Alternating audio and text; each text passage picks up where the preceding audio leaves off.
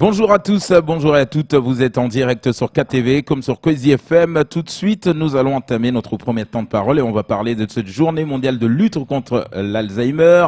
À Mayotte, chaque année, bien évidemment, on renouvelle cet événement parce que c'est très important. On y est tous touchés, on est tous victimes quelque part, puisque le calvaire que vivent ces familles au quotidien. Et pour en parler ce matin, on a notre neurologue ce matin, Bénédicte Defontaine, accompagnée de Sitina Henly, présidente de France Mayotte Alzheimer, qui sont déjà sur ce plateau. Bonjour mesdames. Bonjour. Bonjour à vous. Alors, on va d'abord expliquer, docteur, rapidement, c'est vrai qu'on le fait chaque année, mais il est important de le rappeler, ce que c'est la maladie d'Alzheimer. Alors, la maladie d'Alzheimer, c'est une maladie du cerveau qui a été décrite en 1906 par un médecin allemand qui s'appelait Alois Alzheimer. D'accord. Et c'est une maladie qui dans le cerveau, se forment des lésions qui sont caractéristiques de la maladie. Et ces lésions sont responsables des troubles cognitifs et comportementaux chez les personnes atteintes. Ouais. Donc ça c'est nous par exemple famille, nous citoyens lambda, si on n'a jamais connu ça, comment on arrive à reconnaître les symptômes? Alors les symptômes démarrent progressivement, c'est une maladie qui évolue vers l'aggravation progressive. Au départ, tout l'intérêt et tout le travail qu'on fait de sensibilisation, c'est pour poser le diagnostic le plus précocement possible.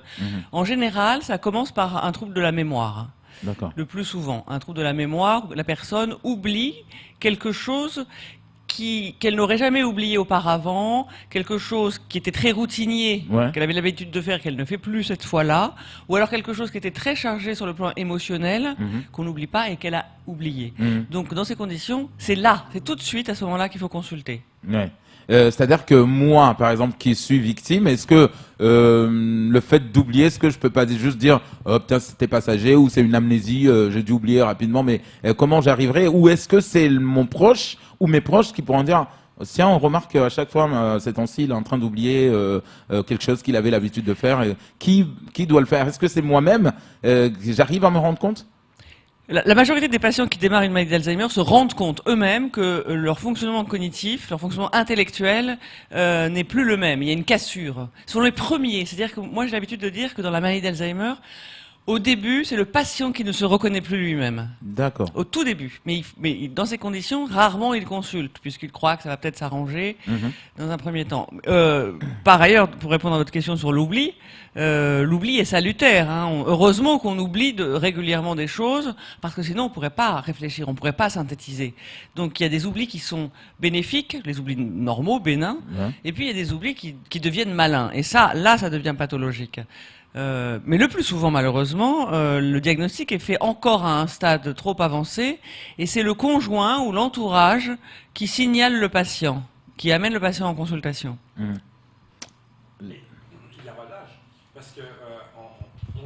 Ça commence quand, Alzheimer? Parce que des fois on dit ça commence à partir de 60 ans ou 50 ans. Est-ce qu'il y a vraiment un âge où ça peut commencer? Donc ça c'est les idées, on va dire ça c'est les idées reçues. C'est les idées reçues. On dit peut-être que ça c'est la maladie des vieux ou des vieilles alors que c'est faux.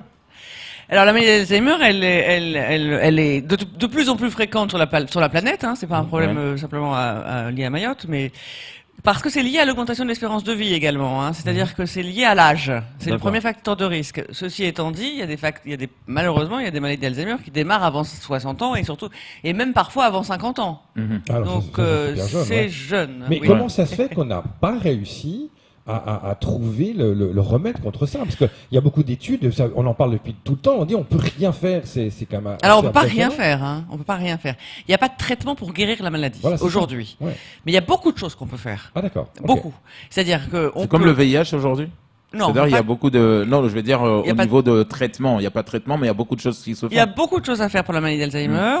On connaît de mieux en mieux le processus physiopathologique de la maladie, c'est-à-dire la chaîne biologique qui démarre du gène jusqu'à l'expression des symptômes.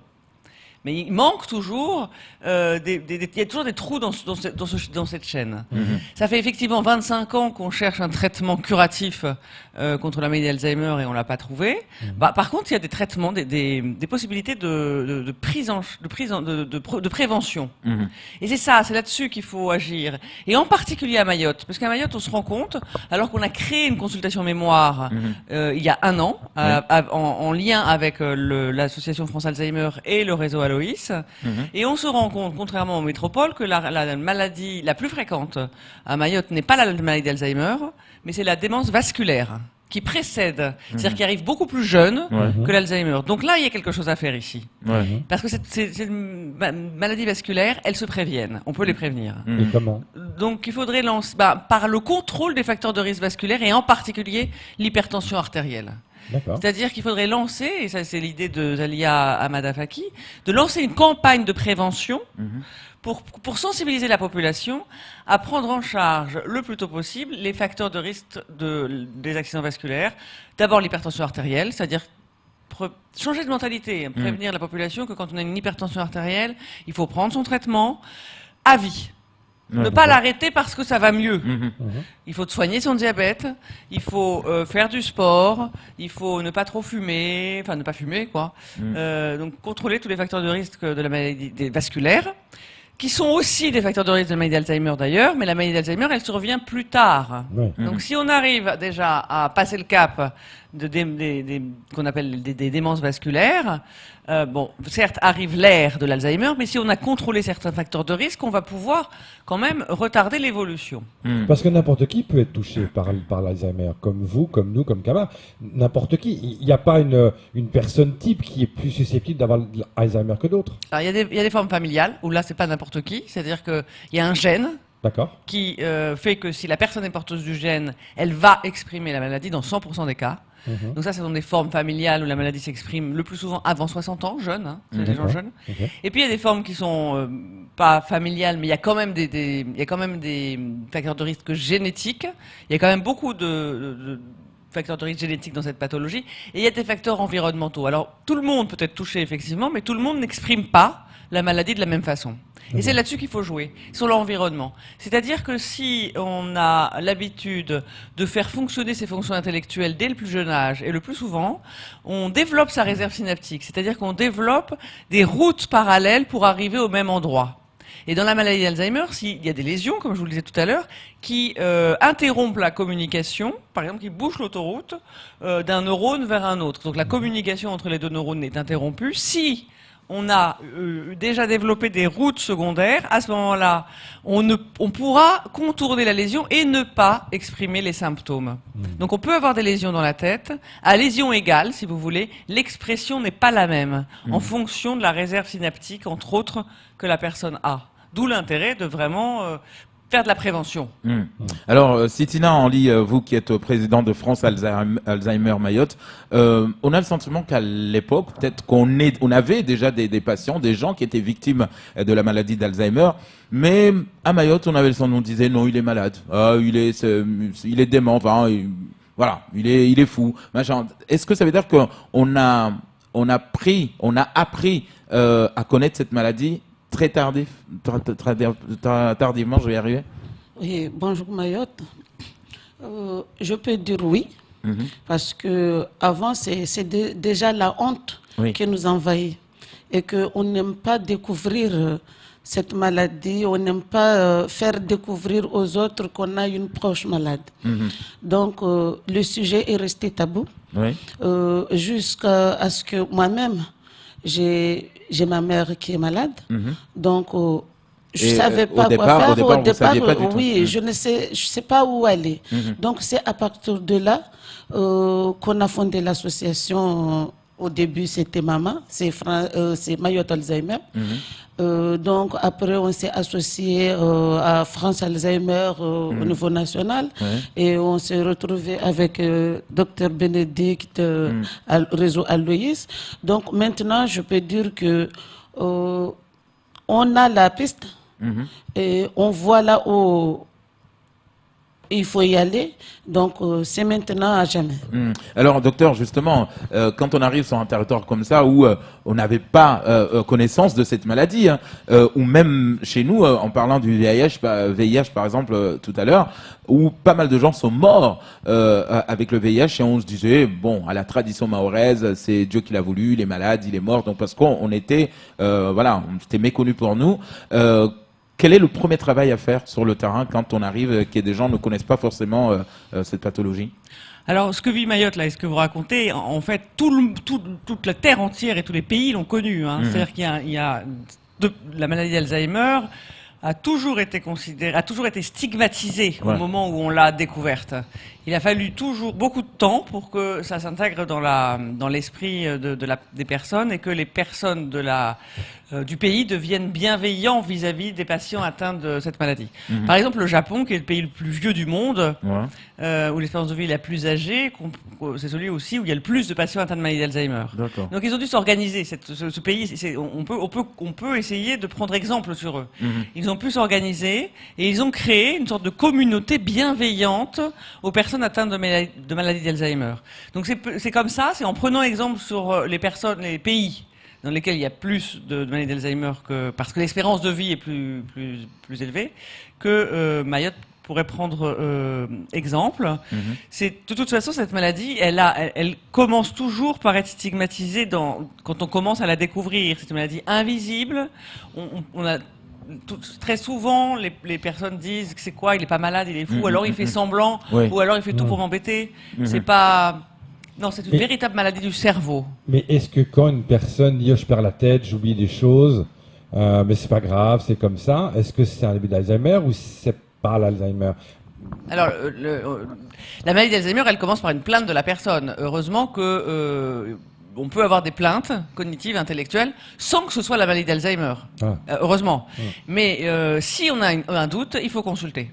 Alors justement, ici à Mayotte, à Chiconi, on a créé, il y a 1 an, un centre de consultation où les patients peuvent venir se faire évaluer à distance par des psychologues spécialisés en neuropsychologie du réseau Aloïs.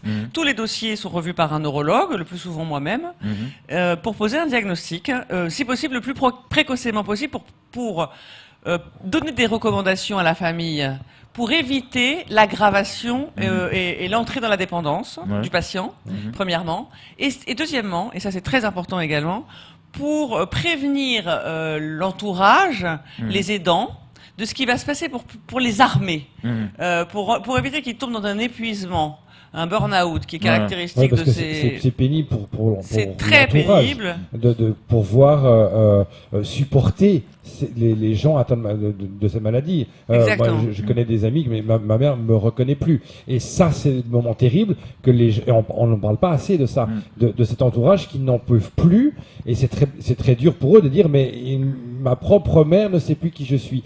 C'est dur, hein. Alors c'est très dur, c'est pour ça que c'est important de faire un diagnostic précoce pour pouvoir les accompagner le mieux possible, parce que sinon, malheureusement, l'aidant peut tomber malade et même peut mourir bien avant le patient, parce que c'est une situation tellement épuisante qu'il est important qu'on lui apprenne à comment communiquer avec la personne malade et comment se protéger lui-même.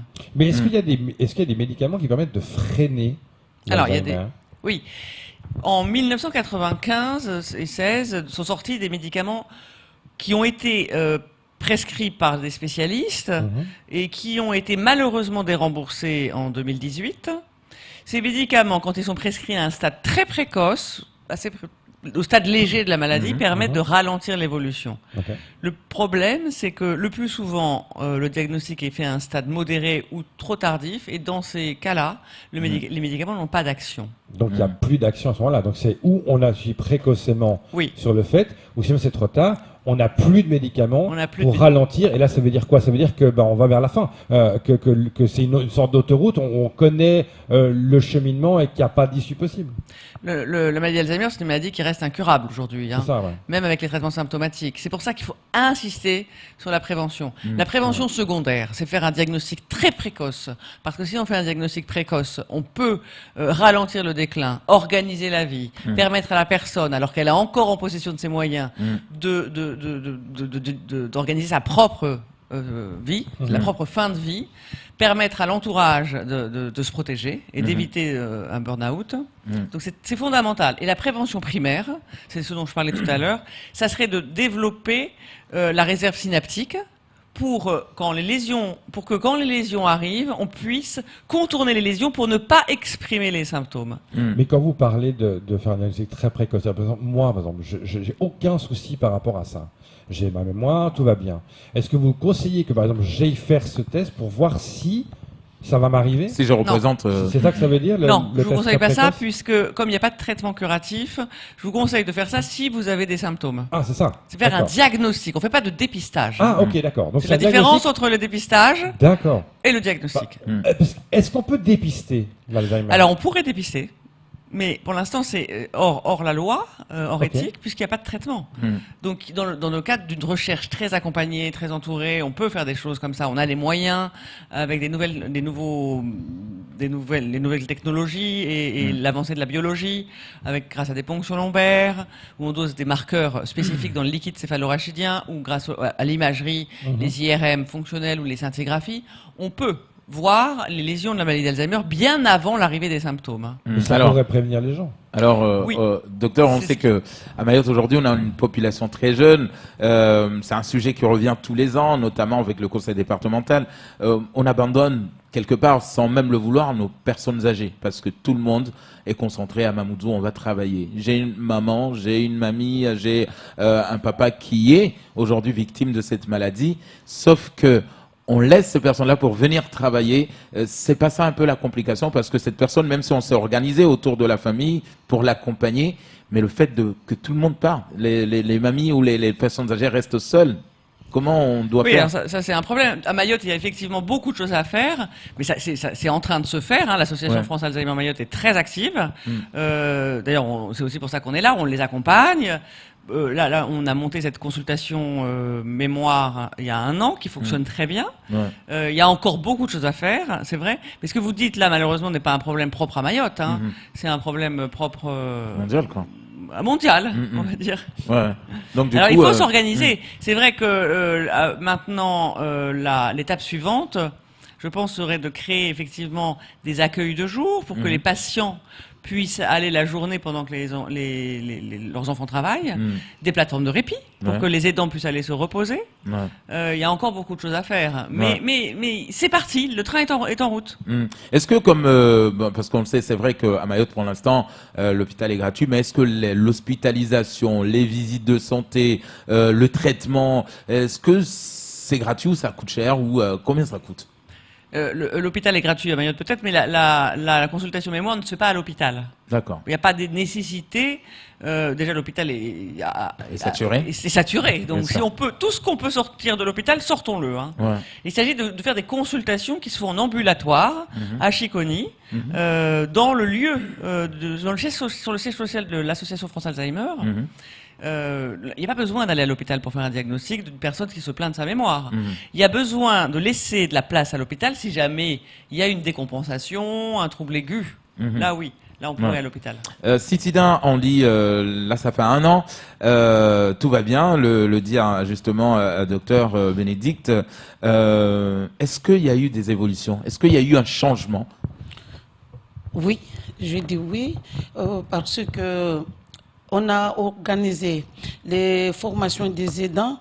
Ça, c'est quelque chose qu'on a mis en place qui est très important, parce que tout à l'heure, vous avez dit on sort on laisse les malades, nos proches, et on va au boulot ou on va partir même, on a besoin de se reposer, mais on ne sait pas comment faire. Et là, on a organisé cette formation et on a organisé aussi des groupes de parole pour écouter les aidants, parce que ça aussi, c'est nécessaire, parce qu'ils ont des douleurs et il faut les écouter, il faut les accompagner. Donc, depuis 2016 qu'on a créé l'association, jusqu'à aujourd'hui, il y a vraiment la lumière qui s'allume. Ah ben, c'est très bien. Qu'est-ce qui est prévu ce week-end pour cette journée? Est-ce que finalement c'est des stands où on vient prendre l'information, on va écouter, où on a une question à poser parce que on pense avoir un proche qui est victime, ou même la personne elle-même? Comment ça va se passer, l'organisation à Chiconi ce week-end? On a des programmes. Donc, les stands, on a la caisse de sécurité sociale, on a l'ARS, on a le conseil départemental et autres partenaires. D'ailleurs, on les remercie beaucoup. Donc, là, c'est une table ronde que tout le monde peut venir. Et on invite tout le monde aussi à venir. Et celui ou celle qui a la question, c'est à ce moment-là qu'on doit poser, qu'on doit chercher à savoir. On demande à tous ceux qui ont un doute, celui qui a un doute, de venir quand même voir les professionnels et poser sa question. Et poser sa question, ne pas prendre ça pour un tabou. Demander aussi, parce qu'on a parlé aussi des droits des malades, parce que nous, à Mayotte, quand on a quelqu'un qui est malade, on ne sait pas à qui s'adresser. On ne sait pas où aller, et ça aussi, ça reste un sujet très difficile à élaborer. Donc, c'est à ce moment-là, on nous montrera le chemin pour y passer. Alors, Léo pose la question, donc ça sera où et c'est de quelle heure à quelle heure? Donc, ça sera à Chiconi le 21. Demain. Oui, demain. Le table ronde sera à partir de 10h40. Et ce sera où exactement? À Chiconi. À Chiconi. À Chiconi, sur la place de Socotram. Voilà, c'est ça. Donc Chiconi, place Socotram, donc les gens peuvent venir à partir de 9h, c'est ça? À partir de 7h, il y a le petit-déj offert. Ah, ça c'est bien. Ça, Léo l'oubliera pas. Ça, c'est le temps fort. Exactement. Donc, dès 7h, donc, du côté de Chiconi, demain, cette journée mondiale de lutte contre l'Alzheimer, c'est également à Mayotte. Nous sommes aussi touchés. Donc, n'oubliez pas ce rendez-vous demain sur la place Sicotram à Chiconi. Merci beaucoup, docteur Bénédicte de Fontaine. On rappelle que vous êtes médecin neurologue. Merci beaucoup à vous, Sitina Anly, donc présidente de France Alzheimer Mayotte. Merci. Oui, vous voulez rajouter rapidement? Oui, je voulais ajouter aussi, il y a aussi l'ambiance de Maoulida Chengue aussi. Donc, à la fin de la journée? Oui, c'est à partir de midi. Oui. Midi, car après le poste déjeuner, il y a cette animation-là parce qu'on aimerait bien jouer avec nos mamies, nos sœurs et nos parents. Eh ben, en tout cas, c'est parfait. En tout cas, le Maoulida Chengue à partir de midi à découvrir sur la place Sicotram. C'était tout pour ce premier temps de parole.